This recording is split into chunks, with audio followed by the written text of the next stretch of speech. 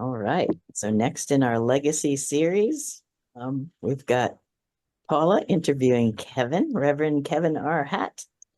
And Laura, did you want to open with bowls? Sure. All right. Good. Thank you. The everybody mute.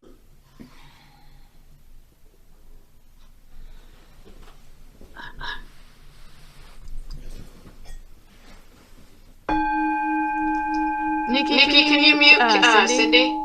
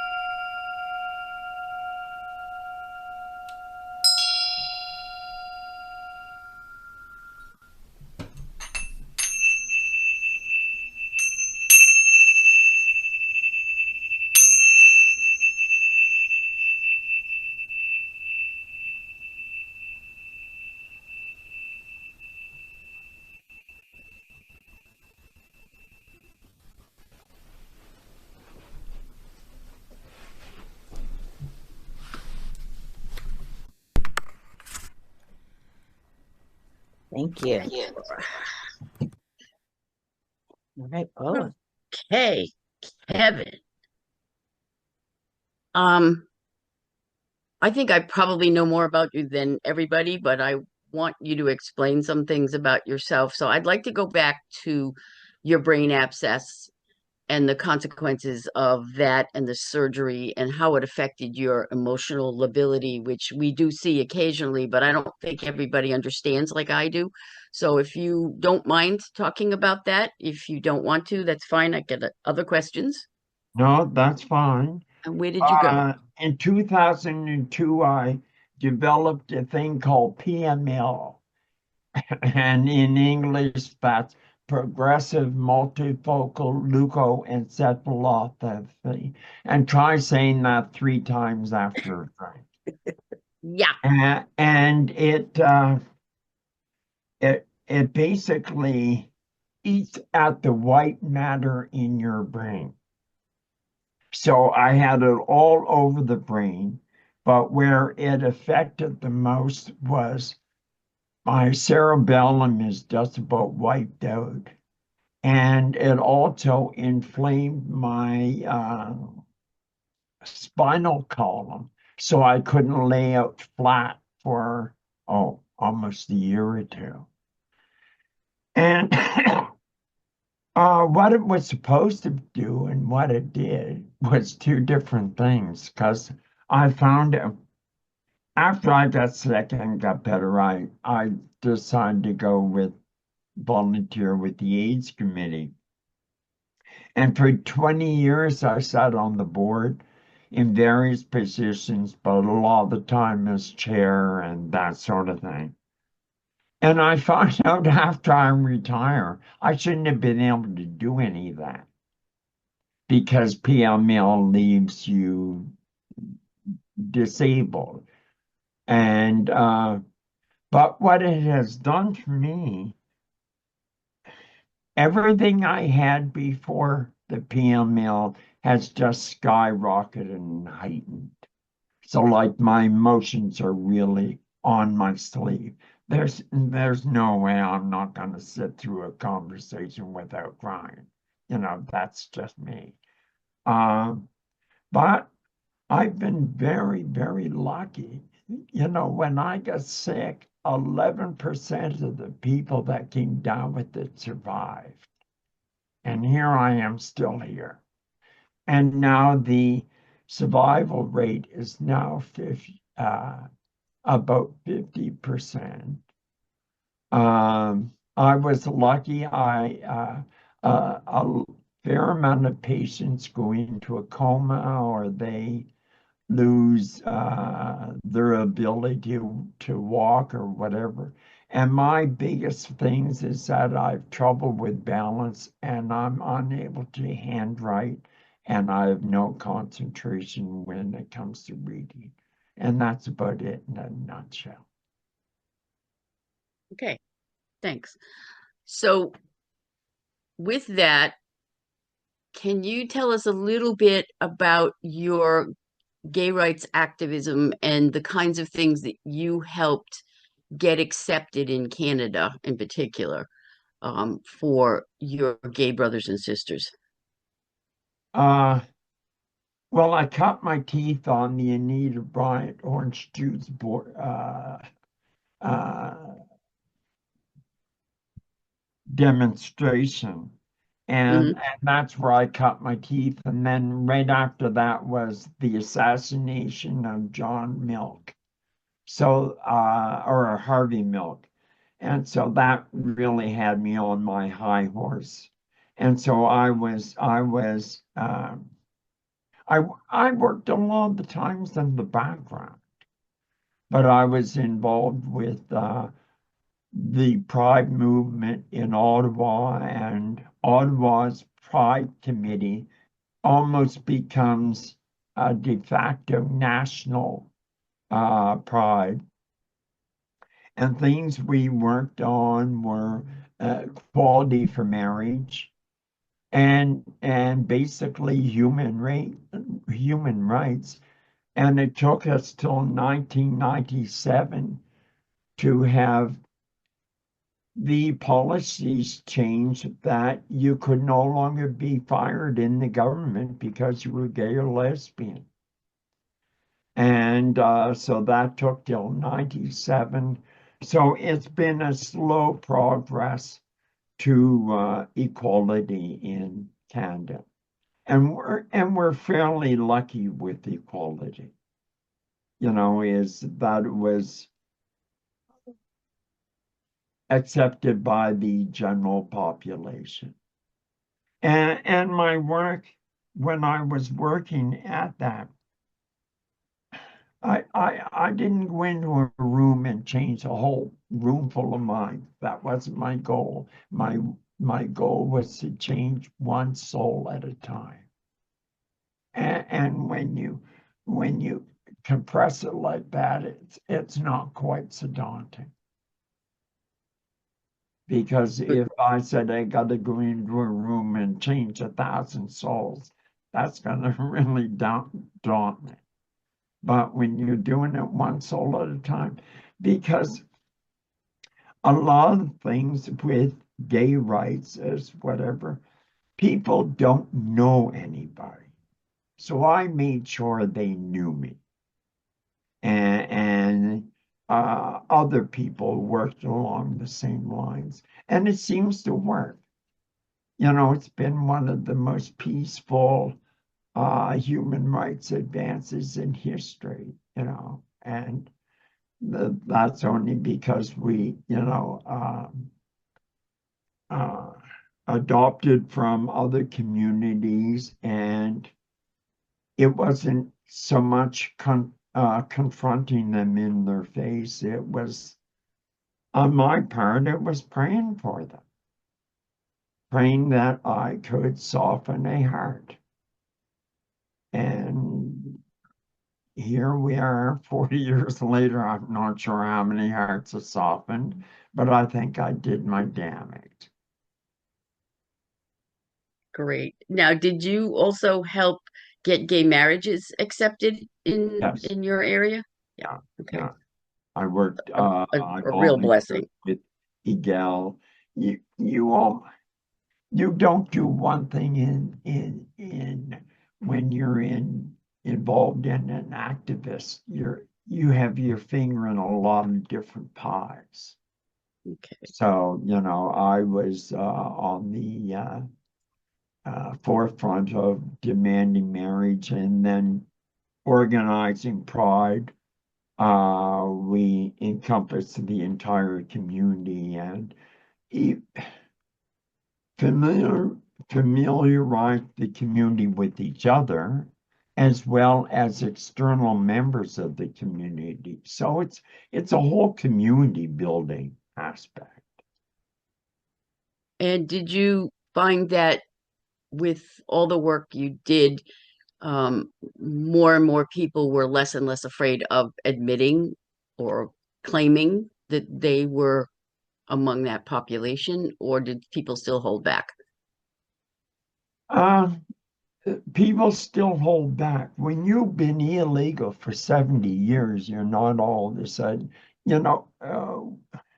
just an example, when in 1997, when you no longer could be thrown out of the military for being gay, well, you've got all these veterans that are 80 years old who are gay veterans.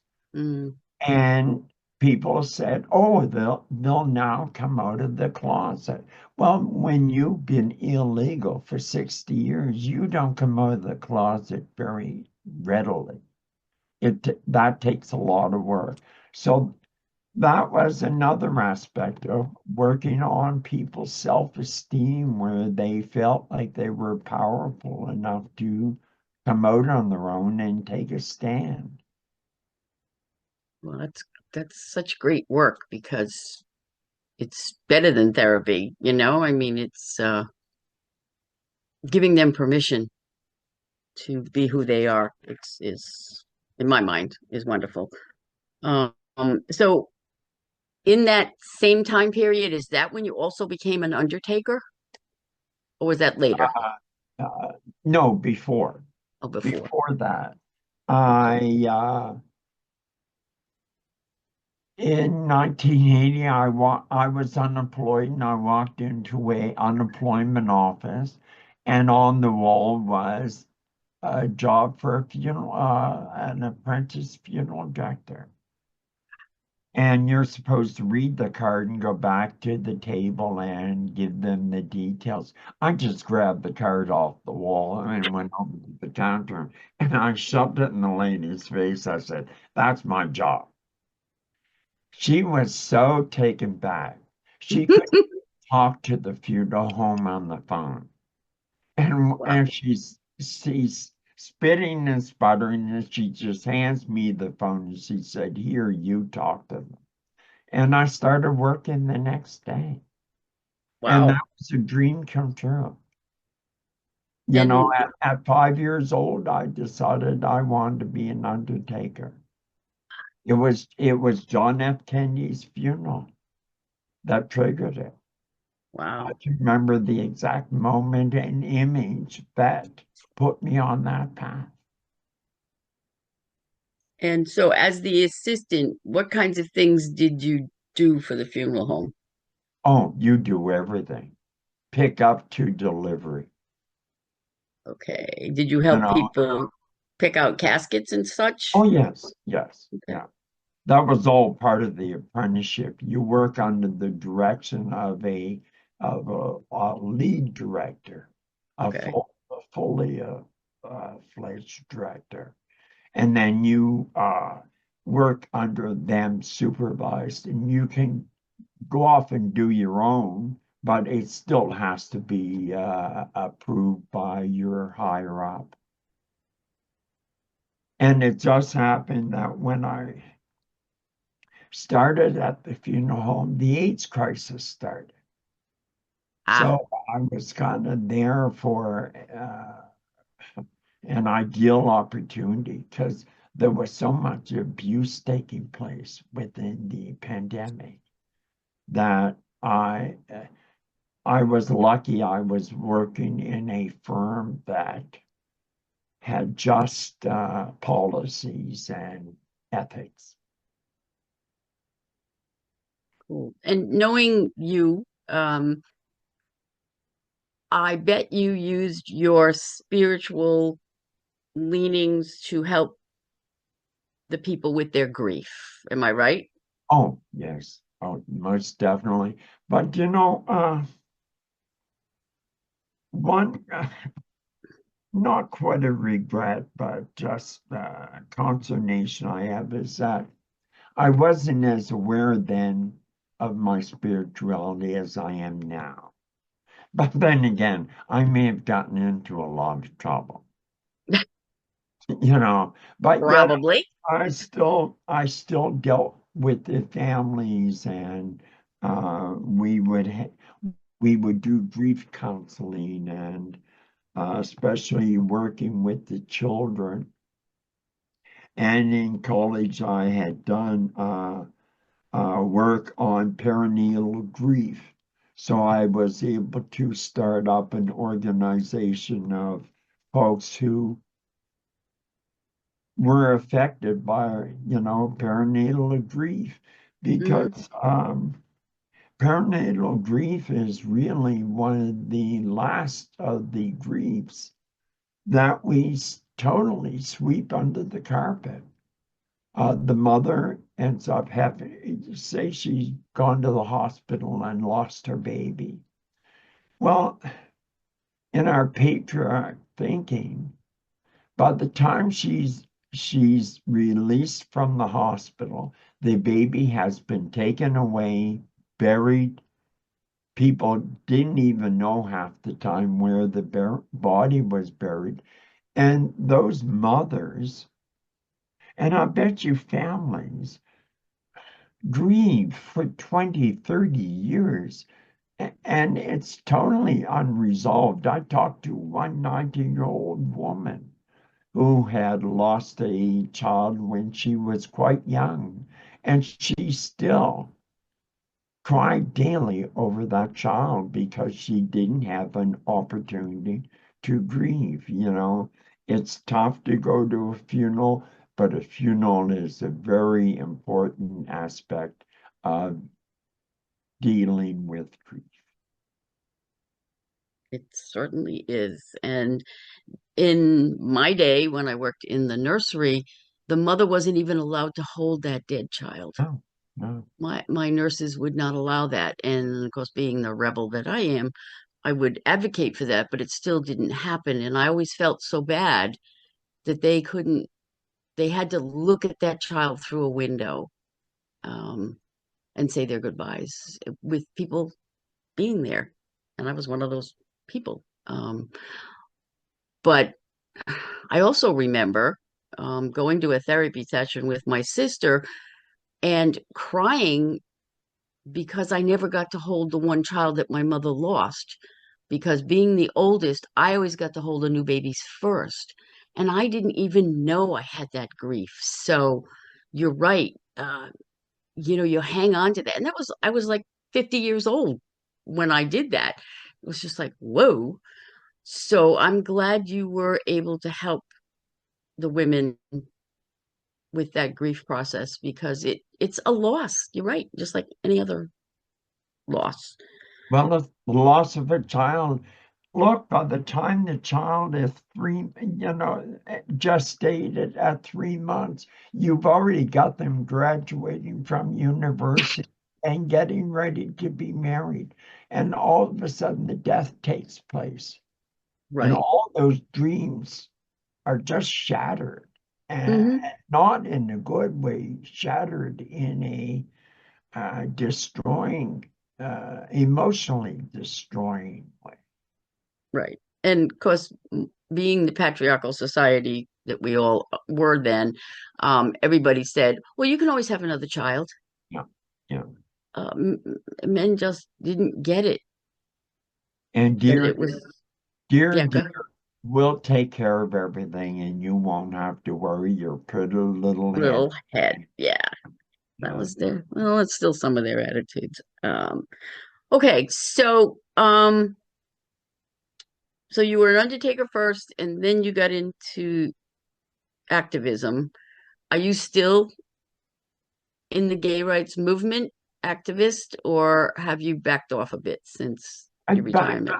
I've kind of retired, but I still keep my finger in the pot, and I help recruit board members for the AIDS Committee of Ottawa, and that sort of thing.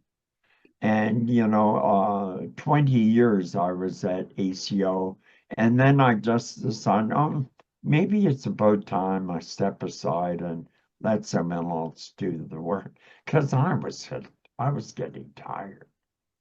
Yeah, that's hard work. And so then you found us. How did you find us? Why did you come looking, and why did you stay? Well, I had had a reading done in October of 2020, and it turns out during the reading, the woman informed me that she was a bishop with Madonna Ministry. And then she talked a few times during the reading about Madonna Ministry. And the thing that impressed me the most about the reading is that it was all in Calvinistic language. And of course, that perked my ears right up, because not many people know how to talk Calvinistic Mm, and or with Calvinistic ideas and whatever. And she was able to combine the Calvinism and say, you know, she, uh, her comments were that you walk in the footsteps of Jesus and all this thing. And then she said, I would ordain you. And I thought, wow, you've just met me. And so a couple of things in that reading were profound. And so then I thought, well, I'll try to find out a little about Madonna Ministry. So I looked it up online and found the link and thought I'll check it out. And I'm still here. I felt like I was at home, kind of thing. And I was with a group of people that hopefully got me. we do, and we love you, and we are grateful that you decided to stay with us, because you are definitely a fabulous addition. My time's almost up. I'm going to open it to anybody else with any questions for Kevin. You can Hi, Kevin. unmute you. Sorry. That's okay. I don't have necessarily a question, but I think you are absolutely amazing. Like, I'm enjoying getting to know everything about you that I just found out. So both of my girls are gay, by the way. So with that, I'm just like very appreciative of the work that goes into or that has gone into gay rights. I know there's some trepidation as of right now as far as that, but I think that is simply amazing to be someone who, for lack of a better word, was in the trenches doing the work, because that's hard work. It is very hard work. And I'm appreciative of that. The other thing with you being an undertaker, or, a lot of people say they can't do that work, or it couldn't be me. And I always say to them, when you go through that, wouldn't you want someone who lovingly does their job with your loved one, and you have the comfort of knowing that everything in the end is just is done with the utmost love? Because that used to be the family's job to do that, and I don't know that I would be cut out for that. When I lost my mom and everybody else, but my mom especially, that was such a hard time, and I was very, very appreciative to have someone who actually likes their job, who could handle the grief of the family and understand. And just with the spiritual aspects and your spiritual background, you would be someone, the type of person that I would absolutely love to have and that I would look for. So I don't know, I just think you're really, really amazing, and I really appreciate getting to know that about you. Thank you. Not just anybody can work in the funeral home. A lot of people can't even walk through the front door, let alone work there. I thrived on the job. I loved it. I loved every day, even the tough days. You come home and you don't learn a thing about death. But I'll tell you, you certainly do understand how to enjoy life. And that you know that tomorrow is not promised. No matter how young you are or how healthy you are, tomorrow is not promised. So don't keep putting off till tomorrow to say, I love you. Say it today. Show people you love them today. Don't say, oh, next week. No, no, no. It has to be today, if not yesterday. Kevin, I have a question. Can you hear me? Yes, I can, Charlie. Yeah. Was your mentor Digger Odell, the friendly undertaker? Do you Pardon know? me? Do you know Digger Odell, the friendly undertaker? No, don't know. Okay. Well, that was a radio program for years, long time ago. It was called Digger Odell, the friendly undertaker. So you remind me of the friendly undertaker. And I love your example of from 5 years old, your soul told you what you're intended to be, and you filled that destiny. I love those stories. That's been obvious to me and some other people. The other question I have is, who was the Calvinistic bishop that helped you? Oh, just a second. Kyla, she's not Calvinistic. She just used Calvinistic terms that spoke to me. So Bishop Carla was Canadian, right? Kyla, Kyla. And Kyla. I don't have her family name. She's a bishop here in Ottawa. Is she the one that's very psychic? Yes, I guess so. Her reading with me was dead on Yeah. in so many ways. I sat Unintended. down, I transcribed the reading, and I got 7 pages, and it was just page after page of bang, bang, bang. it was enough to have me looking for you folks. Yeah, when she came to Sedona to one of our meetings, we were very impressed with her ability to read people.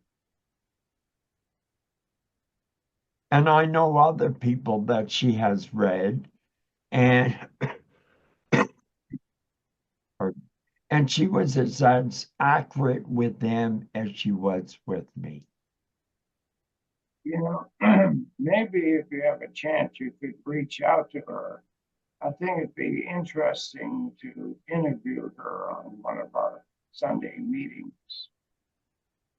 Okay, I'll contact her. Perfect. I'm connected with her on Facebook, so I'll send her a message. Perfect. Thank you. I've So got a two-part question for you, Kevin. Okay. So, as a queer activist, I'm curious if you have had much of a chance to interact with kind of the next generation of queers that are out there, and what impact you've seen when you've shared your history with them about your activism work.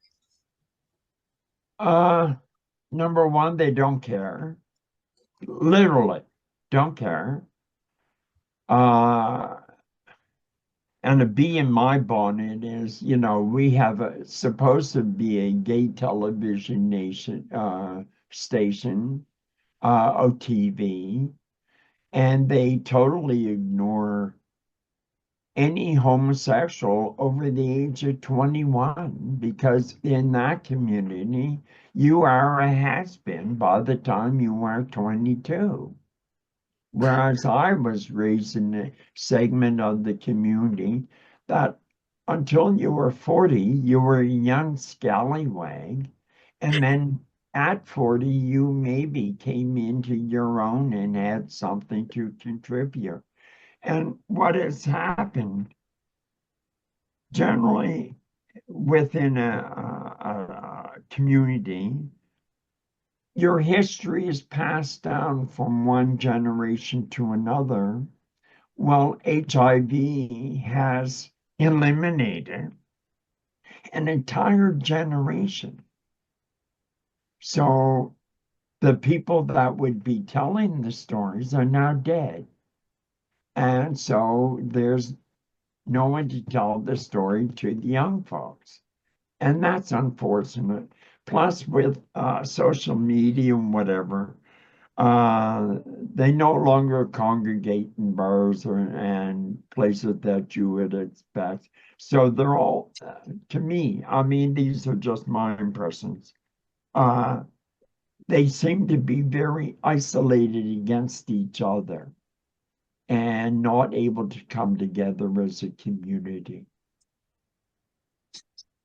And the second part of the question is terms like queer. Like, have you witnessed them kind of evolve? Like, I've heard a lot of queer gay men of your generation feel like the term queer is really offensive because it's something that people used to be called derogatorily while walking down the street. But nowadays, queer is like this kind of all-encompassing term that a lot of people identify with, including myself. Just want to curious about your witnessing of that terminology and other similar terminology and its evolution in our community. Yeah. Well, queer has a lot of negative connotation, especially with the older community. Even myself, I've called myself queer, but on a very rare occasion, and I still have a little cross stuck in my throat when I say it because of what the damage was back in the 60s and 70s. Like I mentioned earlier, you come out, you don't all of a sudden get over everything that happened to you in the past. But I'm pleased to see that the youth are embracing the word queer, and they've reclaimed it. You know, the best way to counteract a negative connotation is to reclaim it and make it something special. There for a long time, gay was really not an accepted term, but nowadays it is. And all the community, you know, one thing that has happened with the community is, oh, I lost my train of thought. Okay, never mind. But you were going to talk about something that's happened with community around terminology, Okay, maybe. yeah. Well, I lost it. On that, I just wanted to share, like, it's really interesting, all these different terms, right? So, like, I was married to a transgender guy for 9 years, and like, what do I call myself? I mean, I don't feel straight or heterosexual, but I'm married to a guy, and I am cisgendered woman. Like, so queer felt like the term that felt really resonant to me. Yeah. And like, I've also used gay, but like, when I talk about in a general term that suits, but like gay is more like a male, a term, and lesbian never fit because I felt like that was too limiting. So it's just interesting, like all these different terms, right? And like how they evolve and shift and stick. Yeah. I remember now what I lost in train of thought. Terminology has always been very touchy within the gay community. And it started off with gay, and then the women's community started saying, what about us? And then it turned into gay and lesbian. And then the bisexual community started saying, well, what about us? So it came lesbian, gay, bisexual. And then the transgender community said, what about us? So it became LGBT. And so then there are so many other groups that aren't included. And so we didn't want to exclude them. Now, the name is getting bulky, and I'm running out of alphabet. But so LGBTQIA plus. or just a lot of people use LGBT plus, Yeah. because there are, LGBT, lesbian, gay, bisexual, transgender, intersex, two-spirited, you name it. I mean, I can go Asexual. on and on.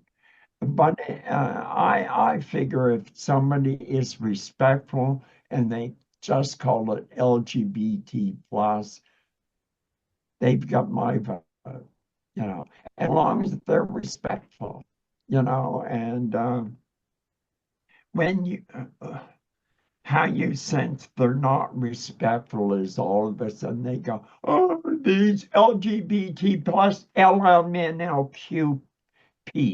They're being disrespectful by throwing on that set of letters as though it's suddenly a reason to break your heart, to break your mind. Too many letters, I can't just go. And so that's used against it.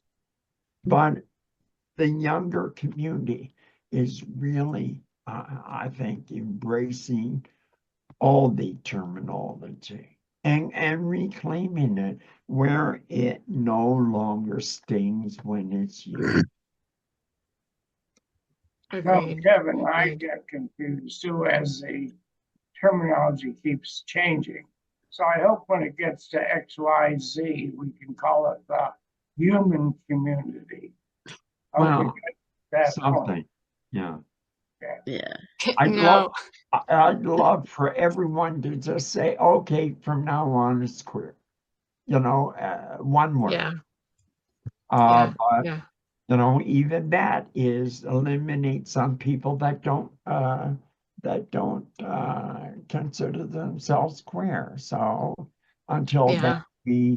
we just have to kind of, it all boils down to if you're trying to be respectful. If you're trying to be disrespectful, well, you'll have an issue with me. So a follow-up on that with your answers and everything. Have you ever noticed people when they use the word lifestyle are kind of like politely dissing the community in a way, or like they just don't get it? Like I've witnessed that term be used by people who like face forwarded, like they wanna seem like they're inclusive, but like it ends up being like a backhanded thing. Alternative lifestyle becomes a slur, Mm. you know, and there again, it's, and a point that I'm going to mention here. Whenever you hear something that doesn't sit quite right, please challenge it, Mhm. because enough, you know, they'll hear a gay joke and they won't stand up and say, that's not quite right. And that's perpetuating prejudice. Although we may not want to, but that's what ends up happening. Because if the person that cracks the joke isn't challenged on it, he will crack that joke again. And it might even be worse the next time he says it. If you turn around and say, hey, look, that's not quite right, they will stop in their tracks, but you don't shame them.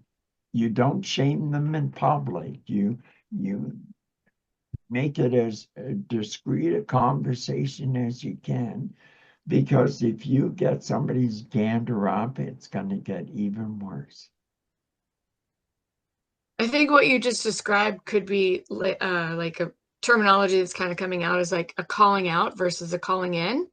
So like calling out is doing it in public and like being very combative about it, but calling in is like, hey, you're my friend, let me share this information with you, and like doing it in a quiet way, like you said.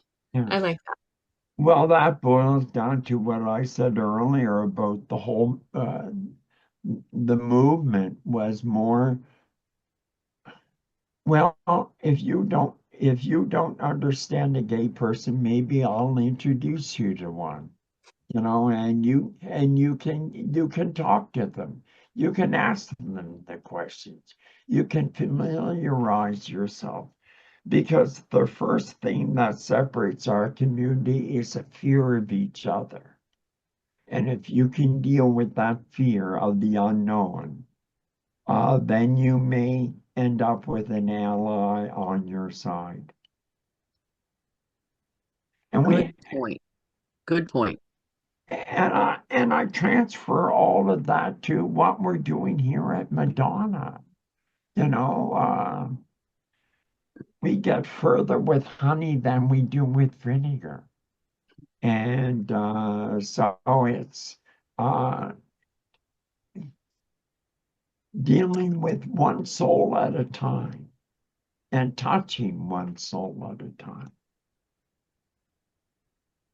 Yeah, I'd like to speak to, there's a lot more we could say about the acronyms and the bias and the allyship and how to be a good ally, etc.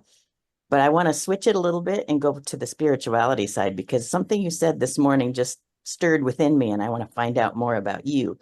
Your YouTube channel has many different playlists of different types of spirituality and different types of connection to the source, etc.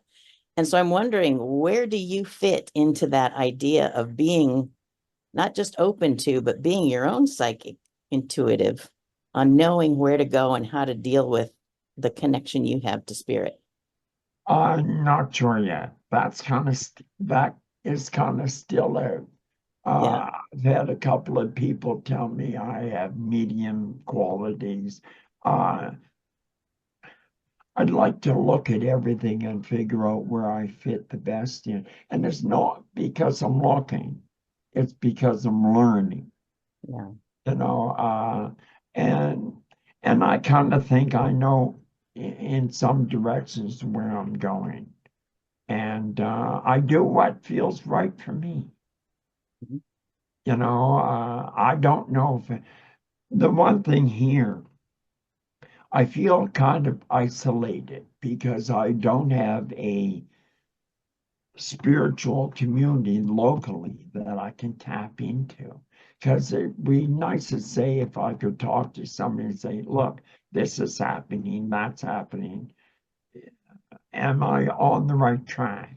And so far I am. God hasn't struck me dead and stopped me, you know. So I figure I'm doing what works for me Mhm. and what feels good for me. Love that. And going back to something you said, go ahead. No, finish. And my webpage, I want it to be a general repository of spiritual learning, especially in learning, because I have a couple of sections on developing your skills and meditation and all. So I try to make it as encompassing as possible. Yeah, no, I love that. And I look forward to listening to more of the videos. Yeah, and all of that is you can pretty well think this is if you want to know what Kevin thinks that this is Yeah. what. And that YouTube channel is Swing-Down-Chariot. Yeah. Chariot or chariots, plural? Chariots. Chariots, plural. Okay. I went and looked at that YouTube channel and I only see one video. Yeah, you have to go to Are the they playlist, all the public playlist or tab. not playlists? Yeah, I did Okay. the same thing. Go to the playlist tab. And I want to ask, I know Okay. we're getting closer to the end. I wanted to ask about what you said previously about being the undertaker or the funeral director and how you deal with people in their grief, knowing what you know now about NDEs and the fact that it's unconditional love on the other side, and that there is this crossing over that can be, and a lot of us in this room deal with elders and crossings and all that. And it's like, what did you do or know intuitively to speak to these people? Because I went through it myself with not really believing in the ceremony of funeral, but also experiencing the blessing that it was in the saying goodbye and the being able to embrace the people in the room and their experience. Yet there was on the alternative to that, the ability to not go to that ceremony and be in comfort because I actually met this spirit in the spirit world and everything was okay and worked out and forgiven and all that. So it's like, where do you find that balance, or where did you find that balance in your role, whether you knew it or not? My balance was in giving comfort, Yeah. and being of any chance that I could get. And I look back on it now, I had good instincts, you know, and good intuition as into what was needed. I was lucky.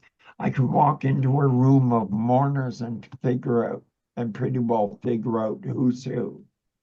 And I also, uh, as strange as this sounds, when I was at the funeral home, I could see death in people and know that I'm going to be seeing them soon or whatever. And so I would work with them in that way and kind of help to prep the family, prep them, man. I know that sounds like an odd thing, but it just manifested itself with me. And like I said, yeah, I wish I would have been as spiritually attuned then as I was now. But like I said, I may not still have the job. But I was good at my job. I liked it and I thrived at it. People said, "How can you do it?" Because I mean, you work 70 hours a week, and if there's a body that needs to be removed at 4 a.m., you do it, and you still have to be back to work for 7 a.m. So it takes a dedication, and I loved every day at work. I'd like to hear from some of the hospice people in this room on their connection to that instinct that Kevin had. That's exactly how I feel about doing the hospice work. I'll do it until the day I die because I know it sounds weird, but I love it. I love doing that. I love helping people through that transition period. And I know, like Kevin, most of my friends are like, I don't know how you do that. And I'm just like, I can't explain it. I just love it. I do. I think it's a gift. I think so. Yeah. Yeah. Well, in this society, death is a four-letter word, and everybody's terrified of being with somebody who's dying. Um, Fortunately for me, as a nurse, I was never afraid because I went there and came back and saw how beautiful it was. And my patients would actually wait for me because they knew I would sit there and hold their hand and be with them till the end. They knew that because I wasn't afraid. I mean, I've had husbands who absolutely adored their wife look at me and say, I can't deal with this. You stay here. And they're gone. And she passes quietly, and I go back out and tell them it's okay now because everybody is terrified of death. So those of us who aren't are looked at like with awe. You can do that. How can you do that? It's what I do. It's my purpose. Like Laura said, it's our purpose in life to help people in that stage and to help their families too, to let them know it's okay to walk out of that room if you're scared shitless because death terrifies you. Because I'm not. And And the older I get, the less afraid I am because I know it's coming. Yeah. Sorry, who did I just interrupt? Well, I was just going to say they may be meant to leave the room Yes. because a lot of the time when you listen to mediums and they're given a reading and they say, "Oh, I spent 4 days by her side and I waited and waited and waited and waited. Then I needed a coffee, went to have a coffee, and when I came back, she was dead." Yeah. And I see that a lot. I see yeah, that and with they talk to the mediums talk to the deceased, and the deceased say, "I couldn't say goodbye with you in the room." Right. Yeah. and that, how I first got and into we've got to remember that and not feel guilty. Right. We shouldn't carry that burden of not being there.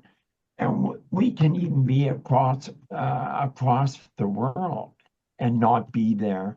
And still, the person who passes away knows exactly what's going on. Mm.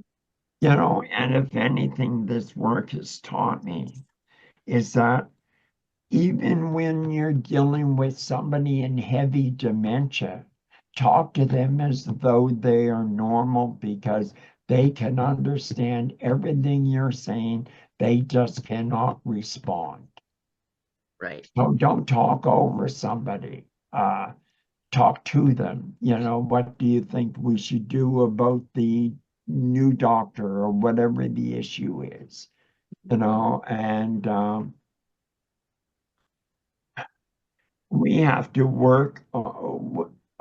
We have to keep on working and dealing directly with the person that's dying, or who may be be quite sick, because there's a lot of thought that when someone is in dementia, they are halfway between the earthly plane and the heavenly plane.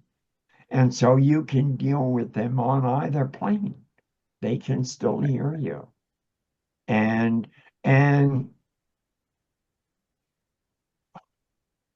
we can say whatever we need to say, and not, because the first thing that happens, or one of the first things that happens after death, is people regret not saying something.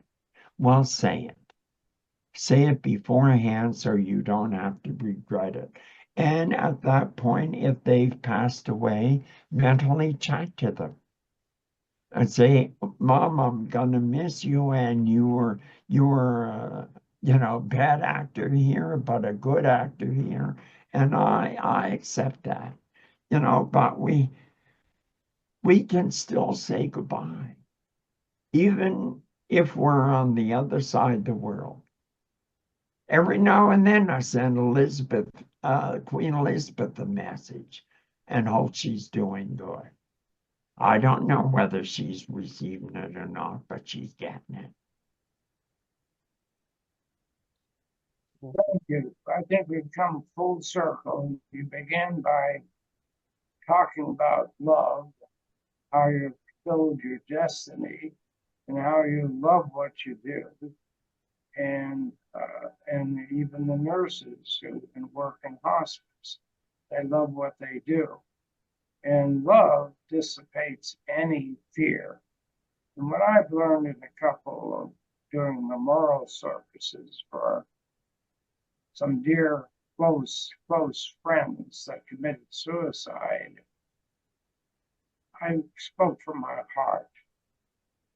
I was advised, not to talk about the facts, that they were blah, blah, blah, blah. I don't bury the facts. I speak the facts from an open heart and a clear mind. And that seems to settle down people in the situation.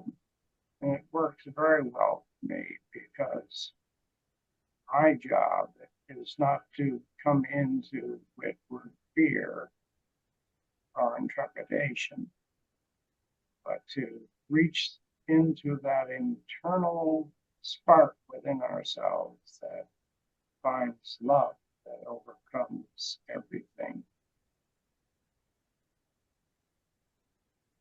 Amen. Beautiful. And especially when you're dealing with a suicide, the suicide from start to finish becomes a nightmare, because a lot of the times you have cops showing up at the door, you have this or that and the other thing, you have the social stigma, the shame, the desperation. What could have we done, and whatever. And we have to deal with suicide correctly, because I will tell you something, every suicide that takes place has the potential for 25 more suicides within that family. Because once mother does it, well, it's now acceptable for father to do it. It's now acceptable. My father commits suicide, therefore I can do it. It's an acceptable way to go. And so suicides especially had to be dealt with very, very carefully. And it's almost a ministry unto itself. That is so true, and I'm really glad you brought that up, Kevin. There's two things that I know of that are like social viruses: suicide and gun violence. Both of them, if you treat it like you would any other virus, it really significantly reduces the possibility of other people perpetuating it. Like, you have to treat it, you have to address it, you have to deal with it, you have to inoculate against it. Yep, exactly. I have a very spiritual friend that always says her son completed suicide. Not committed, but completed suicide. Yeah. I thought that was interesting choice of words. Just My one thing. adopted Oh, my adopted daughter was told from a very young age that her mother committed suicide. And through my psychic abilities, I was able to contact the woman and find out, much to the entire family's relief, because several of them have attempted suicide, that their mother did not commit suicide. She was an accidental overdose caused by someone else. Mm. And that changed her entire family last year when I was able to tell them that. And I was actually able to locate where she was buried because they were never told that either. And they actually found her grave. What a wonderful gift to be able to give that family so they could have their closure and they did not have to live with that. Yeah, I guess if mom killed herself, I should kill myself too. So for me, that was a blessing to be able to do that, to be able to give that to her.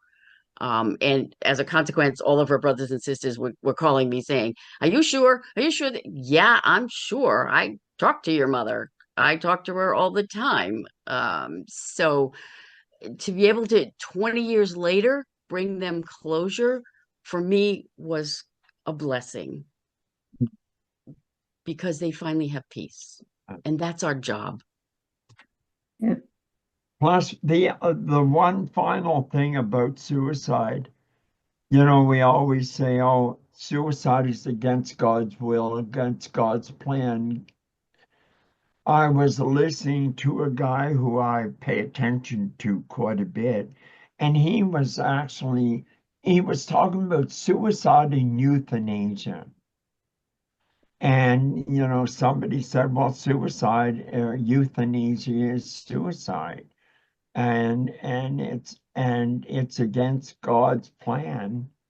And his response was, it could be as much God's plan as everything else. It depends on the circumstances, whatever. And maybe your family has to learn from a assisted suicide death for illness. Your family has lessons to learn, even if you have a regular suicide in the family. So that kind of took the act out of the you're condemned to hell for the rest of your life dialogue, when you think it actually could be a part of the divine plan. And I'm really Vermont, glad you brought that up, Kevin, because physician-assisted suicide is a mercy. We talk about, it's a mercy when we put our pets down that are suffering, and it is the same. My father was on hospice, and that allowed him to go in peace. I have a neighbor who had a physician-assisted suicide here in Oregon, and it was such a great comfort to his partner, for him to be able to be there with him and go that way. And there is a big difference. It's not the same viral detriment, the assisted suicide, when it is a mercy and when it is for someone who, isn't long for this world and we don't want to see them suffering. So it's a whole different thing. I agree. The other aspect is when we make a choice, who's making that choice? Is it the spirit within us that's making that choice? And if that's so, what is that spirit? It's God speaking itself as us, through us. And the other thing is that it helps to know that life is a continuity and that death is just a transition.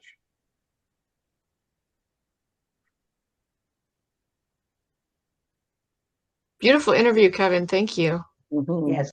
Thanks, Kevin. Well, Thanks, you're Paula. welcome. I wasn't sure whether I was going to have enough to say to fill the hour. And you did. There's way more. We need part two.